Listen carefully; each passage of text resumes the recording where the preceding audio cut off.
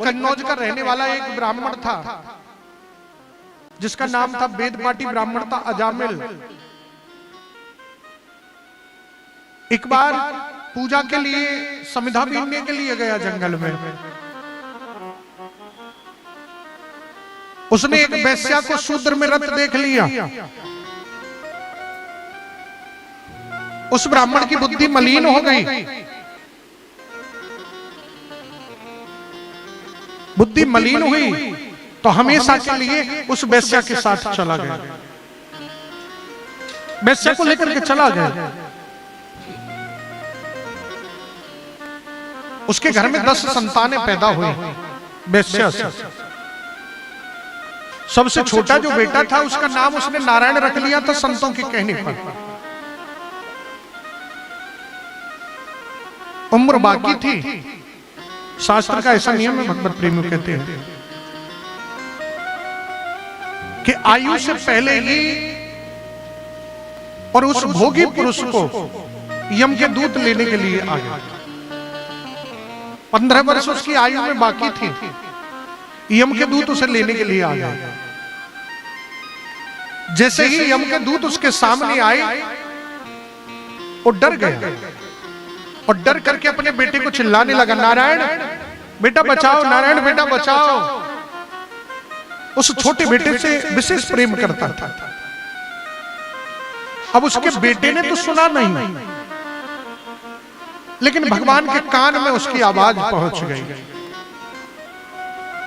भगवान ने तुरंत अपने पार्षद भेजे, बोले जाकर के देखो कोई मुझे याद कर रहा है। भगवान के पार्षद आए तो देखे कि यम के दूत वहां पर खड़े हैं। यम के दूत खड़े थे तो भगवान के पार्षदों ने यम के दूतों को पीट दिया। यम के दूत बोले, भाई तुम कौन हो? बोले, हम भगवान के पार्षद हैं। बोले, तुम कौन हो? बोले, हम यम के दूत हैं। यम के दूत पूछे, तुम क्यों आए? बोले, तुमने सुना नहीं, इसने अभी हमारे प्रभु का नाम लिया है। यम के दूत बोले, तुम पागल हो, अरे भैया इसने तुम्हारे प्रभु का नाम नहीं लिया है, इसने अपने बेटे का नाम लिया है। इसके बेटे का नाम नारायण है। भगवान के पार्षद बोले, सुनो इसके बेटे का नाम होगा 10-20 वर्ष से, लेकिन हमारे प्रभु का नाम है अनादिकाल से चला आ रहा है। अब भाई जो हमारे प्रभु का नाम लेता है, हमारा नियम है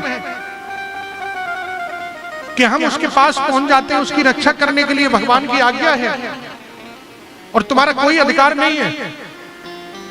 जो भगवान का नाम लेता है तुम्हारा कोई अधिकार नहीं है कि तुम जो है उसको स्पर्श भी करो। यम के दूतों को पीट करके भगवान के पार्षदों ने भगा दिया। अब इन दोनों के संवाद को अजामिल ने सुन लिया तो अजामिल को तुरंत बैराग हो गया कि ये तो मैंने धोखे से पुकारा था भगवान को, अगर कहीं जान करके पुकारता तो मेरा भी कल्याण हो गया होता। उसी समय उसने सब कुछ त्याग दिया भगवत प्रेमियों, त्याग करके और वो सीधा हरिद्वार भगवान का भजन करने के लिए चला गया।